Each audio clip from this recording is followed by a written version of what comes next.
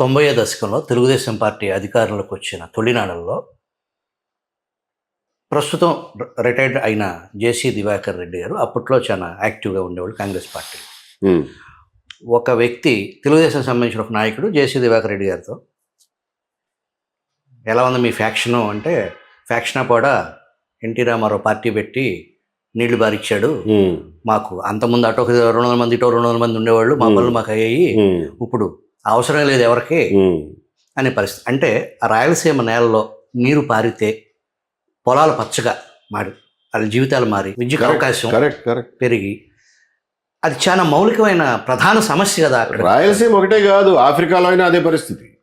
ఆఫ్రికాలో అయినా ఆర్థిక పరిస్థితులు వెలుగుపెడితే వాళ్ళు కొట్టుకు చచ్చేది తగ్గుతుంది, యుద్ధాలు తగ్గుతాయి. ఇది ఇది ఇది ఒక యూనివర్సల్ ఫ్యాక్ట్. ఎక్కడైతే ఆర్థిక అభివృద్ధి ఉంటుందో అక్కడ గొడవలు ఉండవు, అండ్ వైస్ వర్సా. సో రాయలసీమకి సామాజికంగా కానీ, ఆర్థిక పరంగా కానీ, వ్యవసాయ పరంగా కానీ అన్నిటికంటే ముఖ్యమైనది నీటిపారుదల మీద డబ్బులు ఖర్చు. ఇది నీళ్లు ఉన్నాయి, భూమి ఉందండి, మీరు కాలువ తవ్వమంటే మీకు అంత బద్ధకం ఎందుకు? 25 కోట్లు ఎన్విరాన్మెంటల్ క్లియరెన్స్కి ఫారెస్ట్ డిపార్ట్మెంట్కి చెక్ ఇవ్వాలి అని అంటే 25 కోట్లు ఇవ్వడానికి మీరు సంవత్సరాల తరబడి డిలే చేస్తే ప్రాజెక్టులు ఎట్లా అవుతాయి? మీ డిపార్ట్మెంటే కదండి ఫారెస్ట్ డిపార్ట్మెంట్, అదేమి అమెరికా డిపార్ట్మెంట్ కాదు, ట్రంప్ కాదుగా పర్మిషన్ ఇవ్వడానికి. పక్క ఆఫీస్ వాడు పర్మిషన్ ఇవ్వడానికి మీరు ఇన్ని రోజులు చేస్తే ఎట్లా? దాని మీద ఎవరో ఒకళ్ళు శ్రద్ధ పెట్టాలి కదా.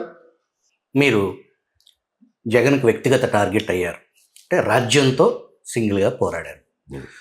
కూటమి ప్రభుత్వం వచ్చిన తర్వాత మీకు సముచిత స్థానం అని మీరు అనుకున్నారో తెలియదు, కానీ మీ అభిమానులు కానీ కామన్ సిటిజన్ కానీ తటస్థులు అనుకున్నారు. కానీ అనూహ్యంగా మీరు సిస్టమ్ నుంచి పక్కకి నెట్టవేయబడ్డారా? అసలు ఎందుకు మిమ్మల్ని పక్కన పెట్టారు, ఎందుకు పెట్టాల్సి వచ్చింది అనేది ఒక $1 మిలియన్ ప్రశ్న. మీరేమనుకుంటారండి దాని గురించి? నాకున్నటువంటి ఒక లిమిటేషన్ ఏంటంటే, నేను ఏదన్నా మాట్లాడితే ప్రభుత్వానికి వ్యతిరేకంగా కానీ, లేకపోతే ప్రభుత్వ విధానాన్ని విమర్శిస్తూ కానీ ఏదన్నా మాట్లాడితే, వీడు కోరుకున్న పదవి ఇవ్వలేదు కాబట్టి వీడు ఇట్లా మాట్లాడుతున్నాడు అని ఒక చిన్న మాటతో నా మాటను తోసి పుచ్చే పరిస్థితి ఉంది. కాబట్టి నా మాటలు విలువ ఇవ్వడం ఇవ్వకపోవడం అనేది ఇటువంటి అభిప్రాయాల మీద ఆధారపడి ఉంటుంది. కానీ నేను ఎప్పుడైనా ప్రజలకు చెప్పేది ఏంటంటే, వినయపూర్వకంగా, నేను పోనీ ఏ మోటివేషన్తో మాట్లాడుతున్నానో నేను నా పాతివృత్యాన్ని నేను నిరూపించుకోను, అవసరం లేదు. నేను ఏ మోటివేషన్తో అన్నా మాట్లాడనివ్వండి. నేను మాట్లాడిన దాంట్లో వాస్తవం ఉందో లేదో మీరే ఆలోచించి ఒక నిర్ణయానికి రండి.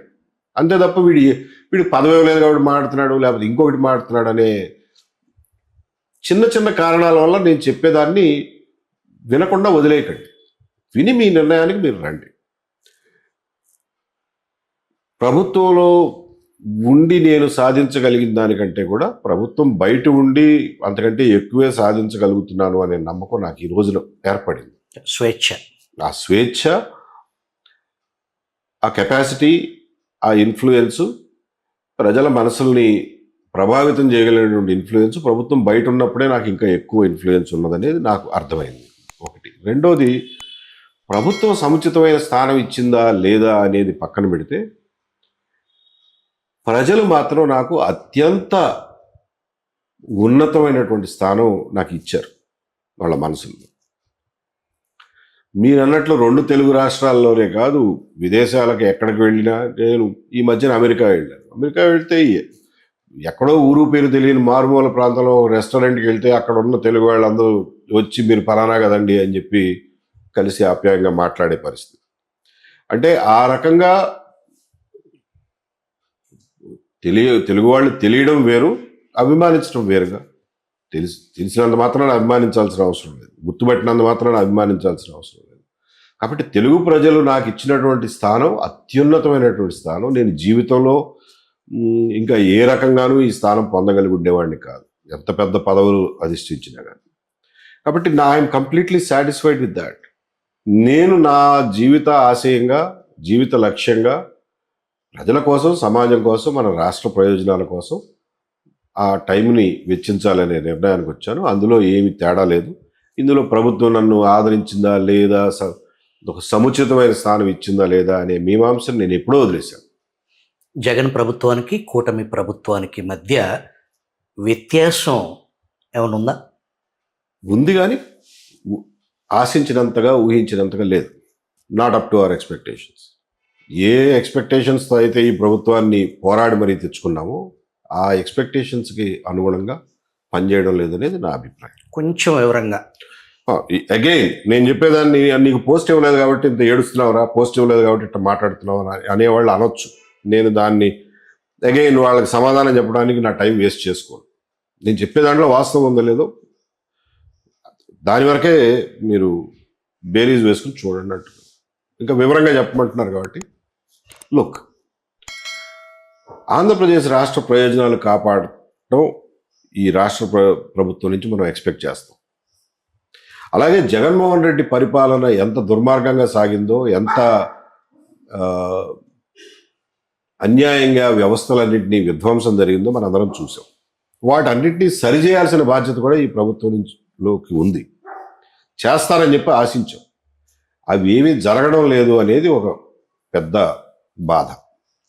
రెండవది, రాష్ట్ర ప్రయోజనాలు పూర్తి స్థాయిలో కాపాడబడడం లేదు అనేది రెండో బాధ. మూడవది, ప్రభుత్వ నిర్ణయాలు చాలా ఏకపక్షంగా, పారదర్శకత లేకుండా, క్రోనీ క్యాపిటలిజాన్ని బలపరిచే పద్ధతిలో ఉన్నాయనేది నాకు అర్థమయ్యేటువంటి ప్రధానమైన సమస్య. నాటి జగన్ పాలనలో ఏదైతే జే గ్యాంగ్ నేటికి కీలక స్థానాల్లో కొనసాగుతున్నారని ఆరోపణ నిజం ఉందా? వాస్తవమే. ప్రభుత్వాలు మారినా కూడా అదే పాత కాంట్రాక్టర్లు, అదే వ్యవహారం, అదే దోపిడీ నడుస్తుంది అనేది విమర్శల్లో వాస్తవికత ఉందంటారు. ముందుగా ఒకటి మనం చూసాం, బనకచర్ల ఏ రకంగా అయితే పాత ప్రభుత్వం ప్రతిపాదించిన దాన్ని ఈ ప్రభుత్వం నెత్తినెత్తుకోవడానికి ట్రై చేసిందో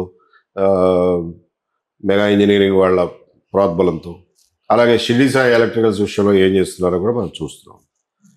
అలాగే ఈవెన్ ఇప్పుడు జిందాల్ ఉంది, జిందాల్ గ్రూప్ ఉంది, ఆ జిందాల్ గ్రూప్ని కూడా నెత్తి మీద పెట్టుకున్నారు. దానివల్ల ఇంకా జిందాల్ గ్రూప్ని నెత్తి మీద పెట్టుకున్నాక జత్వానీ కేసు ముందుకెళ్తుందా? ఆ విషయంలో న్యాయం జరుగుతుందా? ఎలా జరుగుతుంది?